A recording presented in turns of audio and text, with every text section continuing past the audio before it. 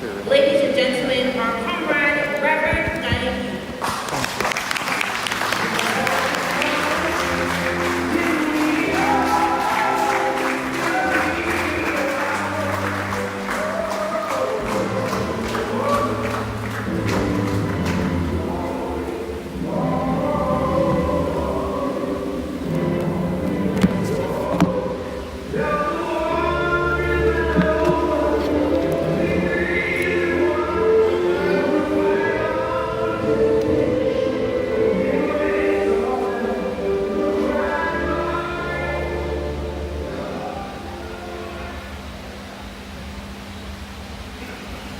Master of Ceremonies, if you would allow me to simply affirm the protocols already recognized and to say to my comrades all, good evening. I am honored to have been asked to speak to you here this evening. It is with some trepidation because I thought I would have been closing out the batting on Sunday morning. But like if Joel Garner was asked to open instead of Desmond Haynes, here I am, and just allow me to do my best. But I believe that my speaking here tonight is the work of the Spirit, that the divine is trying to reinsert himself into the politics of Barbados, starting with the Democratic Labour Party. Before I get into my substantive address, which focuses on the essential characteristics of effective leaders, allow me first to speak to you as a comrade and a citizen, briefly yet frankly, on a few related matters.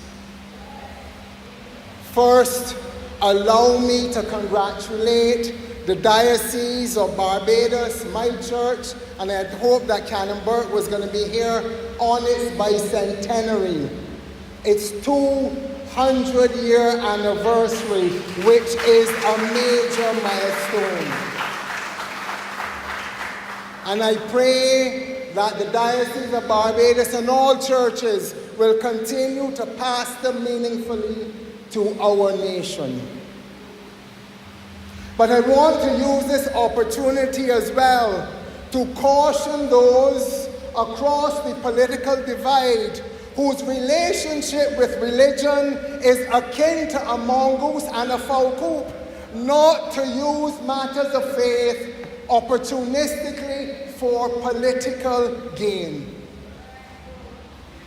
Those with ears, let them hear.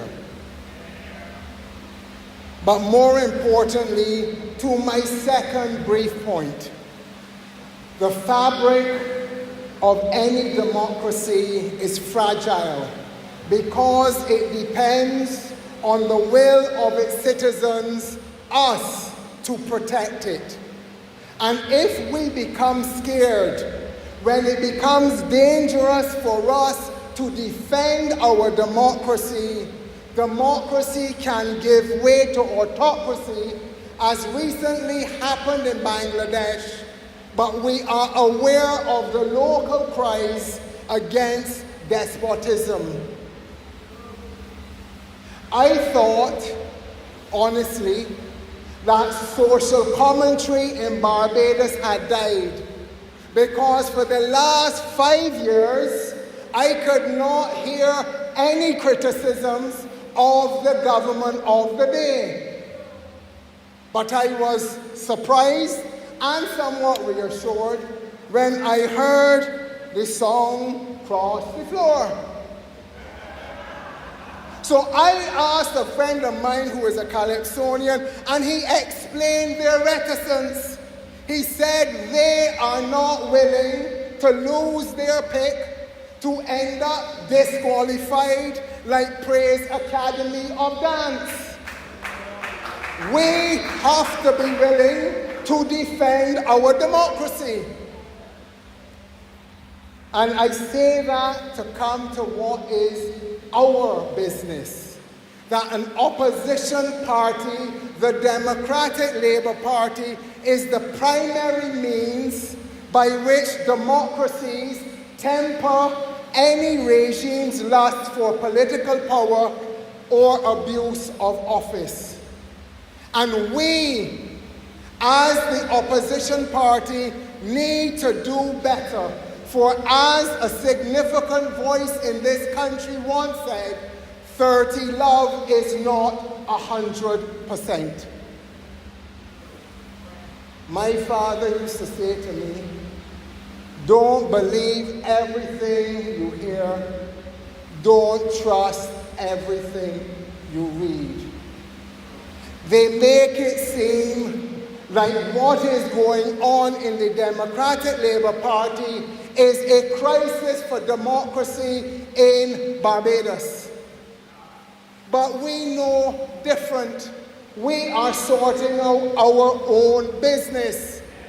And the reality is, when the Barbados Labour Party had two MPs suing each other in the court of law, that was not a threat to democracy. When the Barbados Labour Party expelled an MP and a former Prime Minister, somehow that was not a threat to democracy. When I was a boy at school, I used to like wrestling. I don't know if any of y'all here used to like it. They used to have Invader 1 and 2, Carlitos Colon, a brutish fella called Abdullah the Butcher. Y'all know that they had WrestleMania in Granny Adams' house, that MPs had each other neck lock off, body slam, one run up Walnut Street hollering for murder. And that was not seen to be a threat to democracy. We are dealing with a reality in the government that if the wrong person drops down, it is going to be civil war. And nobody says that is a threat to democracy. So I say to all of those out there, especially across the political divide, as the director said, neighbor, neighbor, neighbor, neighbor, let me alone. Mind your business, not we own.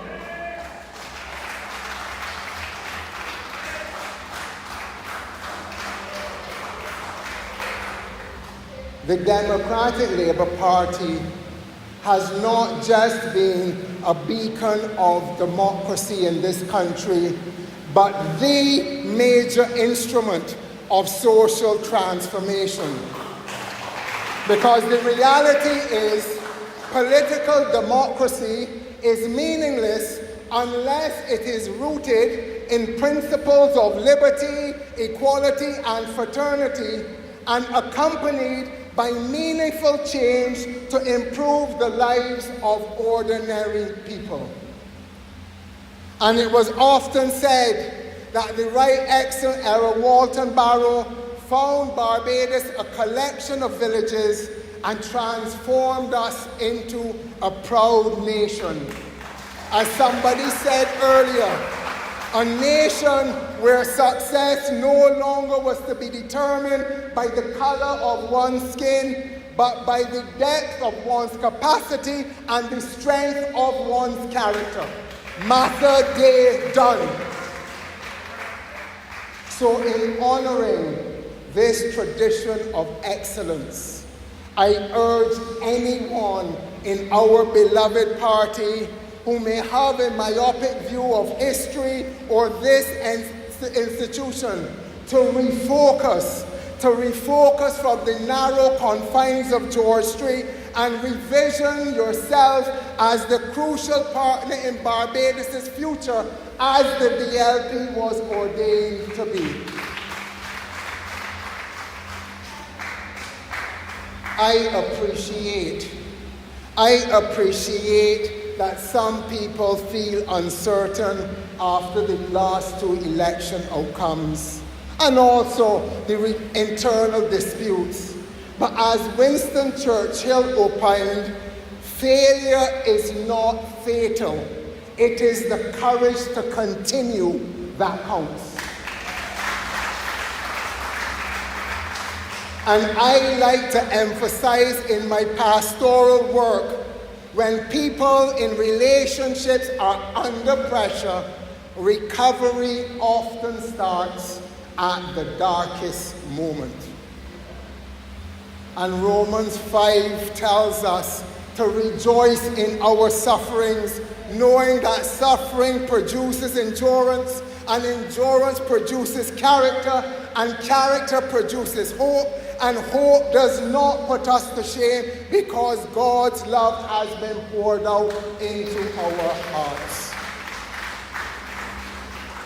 So the thing about failure, as they call it, is not the falling down, it is the staying down.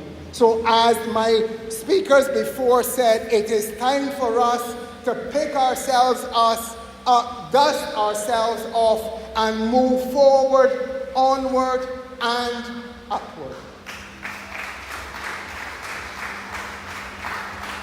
Our conference chairman alluded to it. Next year, our beloved party turns 70. Our Platinum Jubilee, which is a momentous occasion.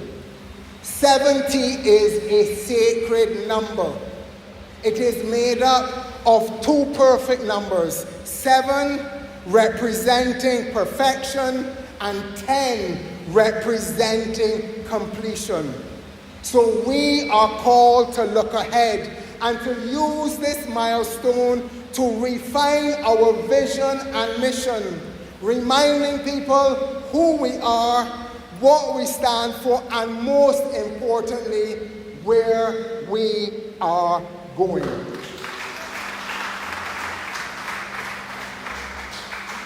You know, democracy is not a spectator sport.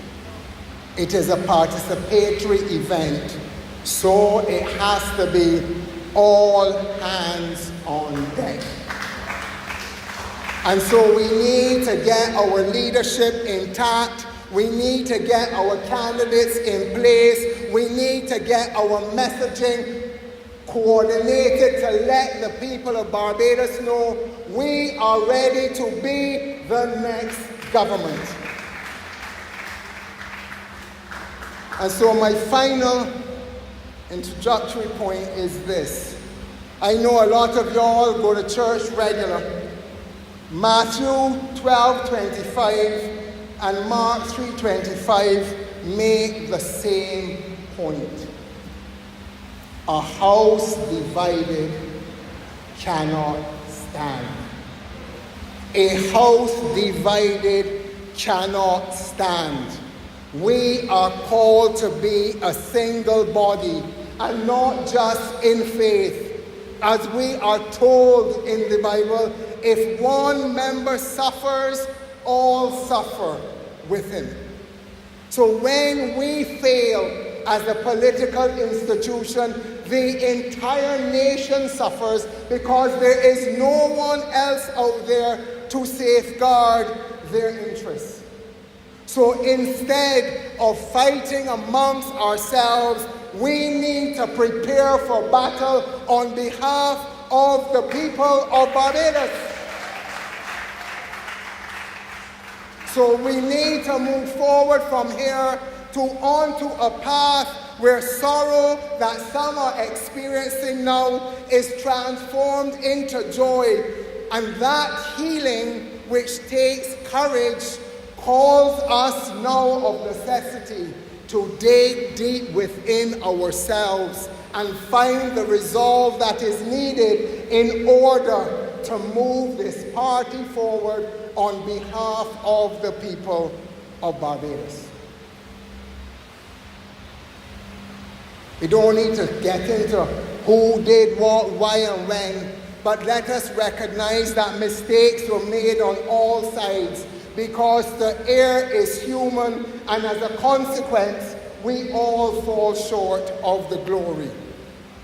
And noting the pattern of the prodigal, rebellion, ruin, repentance, reconciliation, and restoration, let us seek to forgive past wrongs as a crucial step to reconciliation and restore our role, the role of this party as a builder of Barbados.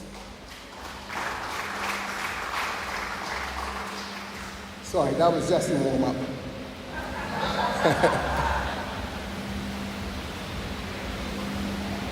Alongside the great hymns, there is nothing that stirs my soul like our national anthem. As a person of faith, I am reassured by the fact that we have written, "The Lord has been the people's guide for the past 300 years. With him still on the people's side, we have no doubts or fears." And what abundant blessings the Creator has bestowed on us for our faithfulness, the peace and stability through our history, great forebearers and outstanding leaders, particularly Errol Barrow, from whom we inherited transformational social policies like free education and healthcare, national insurance, and unsurpassed economic strategies like tourism and international financial services. But the abundance of those blessings isn't simply for us to live in individual comfort. It is his provision to us to help each other, and God entrusts us and our leaders with his favor, not to build a kingdom for ourselves on earth, but to inaugurate his kingdom, a kingdom of godly and brotherly love. There are times, I know, in many people's lives, especially during a time of crisis, when people feel abandoned by God. But often I have found it is that they have abandoned our one true God. That too many people today turn to worship the false gods of power and money and pleasure and fame and individualism and materialism. And while these pursuits result in satisfaction in the short term, they ultimately put our soul and the soul of our nation in peril. Because as we know, one does not live by bread alone, but by every word that comes from the mouth of God. Consider where we are. Consider where we are as a country. The national insurance scheme, the people's financial safety net, was scalped. People talk about a haircut. That was a scalping. It is a scalping because it is now deemed to be insolvent, thereby robbing the people of Barbados of the security they invested in their old age. And people walk about talking about this government cares. The incompetence in education is denying our children the opportunities for social mobility that Barrow envisioned. They have not just traumatized the students of Springer Memorial School, they have terrorized the entire school system. And they talk about this government cares. Crime and violence, as prophesied by our late leader David Thompson, is now the order of the day due to eroding core values and a failure by this regime to keep illicit activities and actors out of politics. Those responsible for leading our young people astray need to be prosecuted, not invited to state functions. And they say this government cares. Due to a lack of confidence in the healthcare, people tell me now they go for medical treatment with the credit card in one hand and the Bible in the next, because they don't know if the treatment can cost them all their savings or cost them their life. And this government says it cares. our failings in tourism, our primary sector, is because some of the least capable people have been put in charge of it. In the last 5 years, our neighbors who are latecomers to tourism have been outperforming Barbados in leaps and bounds. And this government says it cares. This government, this motley crew does not care, it scares. It scares because the legacy of Errol Barrow is being systematically dismantled, starting with independence. They tried to get rid of Independence Day, talking about Republic Day. This is their agenda. And what is more tragic is that the people of Barbados feel they have no choice. They have to accept whatever is vomited up to them because we are not doing our job. And for all of y'all who've been listening to the DNC in Chicago this week, to quote Michelle Obama, hope needs to make a comeback. We need to bring Barbados back to the cusp of a brighter day, a chance to vanquish the demons of fear and division that permeate our nation out of the government. So I want to talk about, as we focus on the theme of our conference, on rebuilding and embracing and empowering, I want to talk about what it means to be a true and able leader. In Exodus chapter 18, we are told that the first institution of government was about Moses exercising all executive power by himself. And as you could imagine, he was overwhelmed. But then we are told his father-in-law Jethro comes to visit, and he advises Moses to appoint people to help bear the burden with him. And he makes these recommendations of the characteristics of a leader.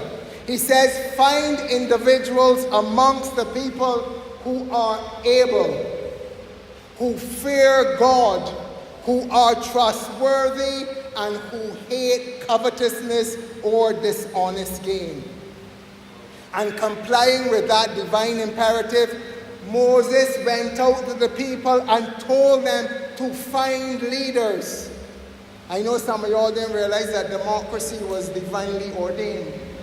Moses told the people, get leaders, and if they have these characteristics, he will confirm them as their leaders. So what are we looking for? Leaders who are able. Ambition notwithstanding, not everyone has the competency to be an effective leader. And that is nobody's fault. God bestows on us different gifts, different talents and abilities.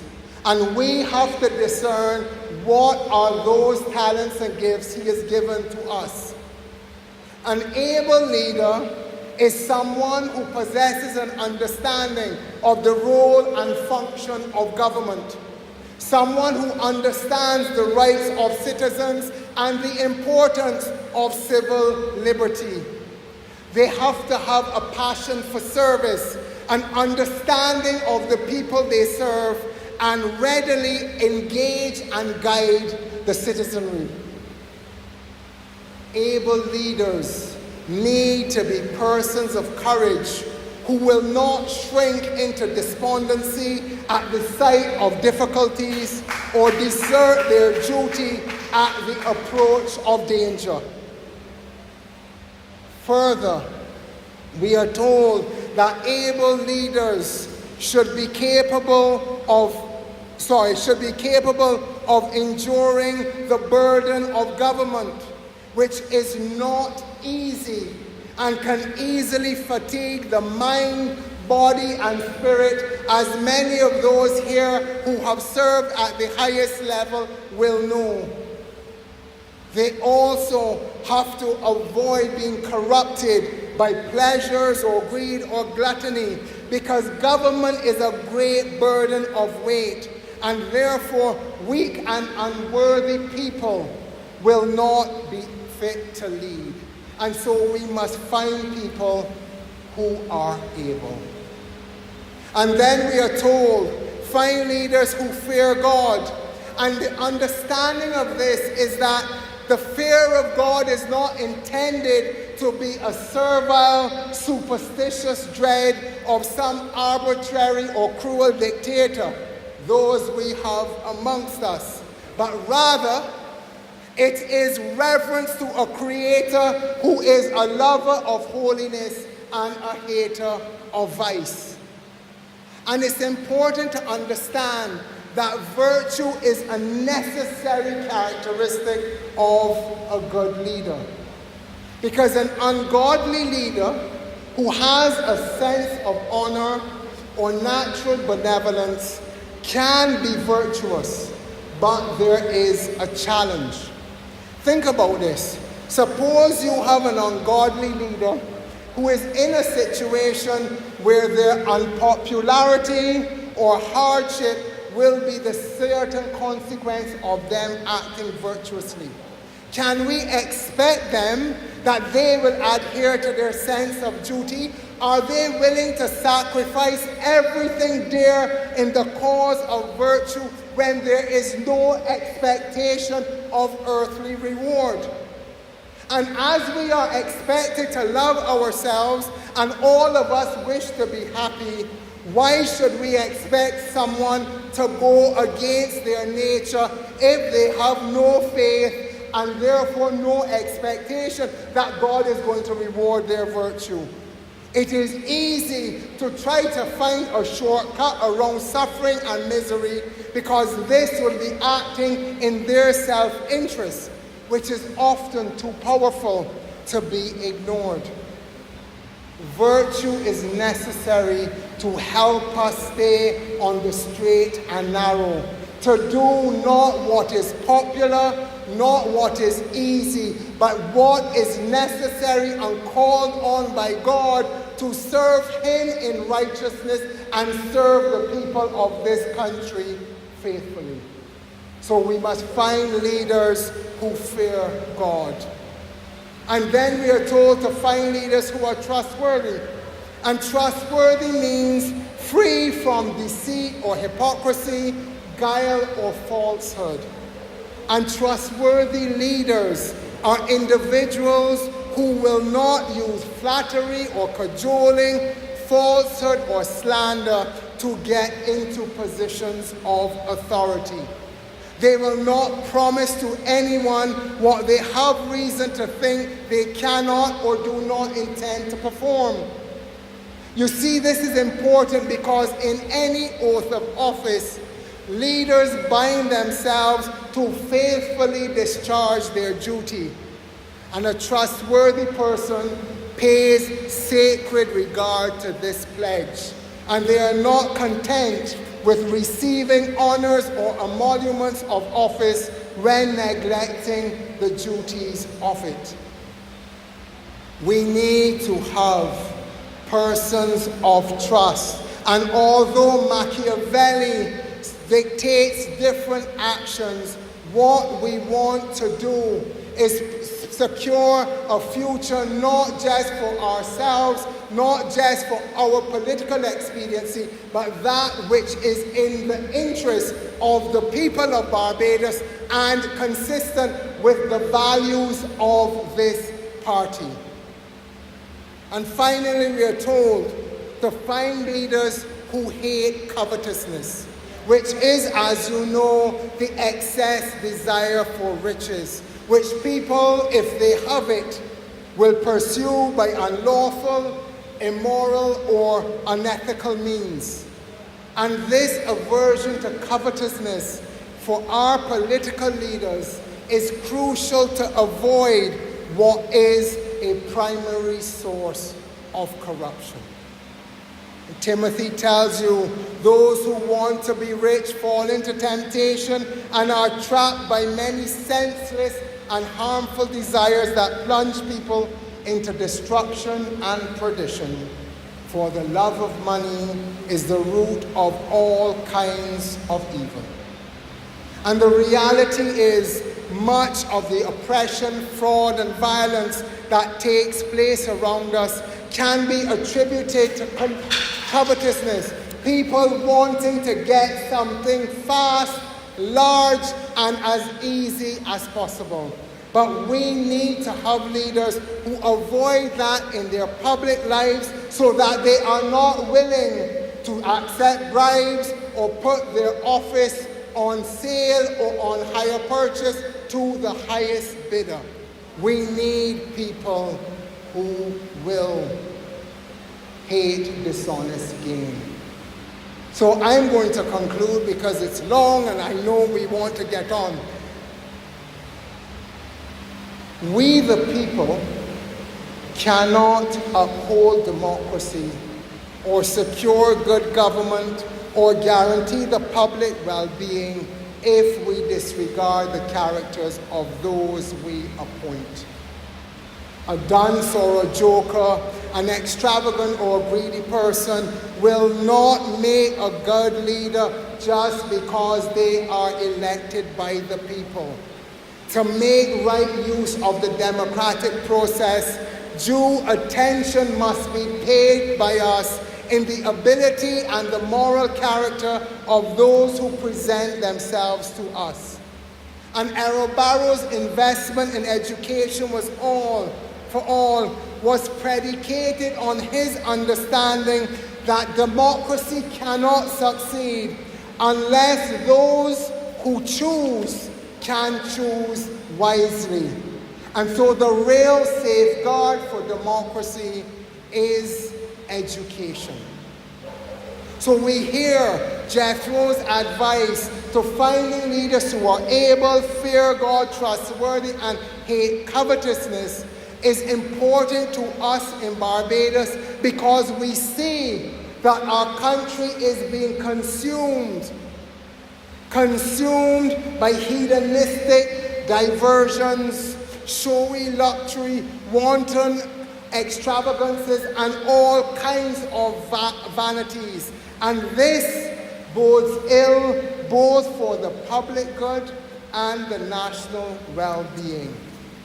And so we need now to work as a party to hold on to our core values, to ignore or step beyond the false gods that our world worships today. Power and money and pleasure and fame and ego and pride. And although they are profoundly influential, we are called to love God and country first and foremost, and turn our backs on the false gods and give our devotion to a God who integrates the whole of life, to a God in whom we live and move and in whom we have our being.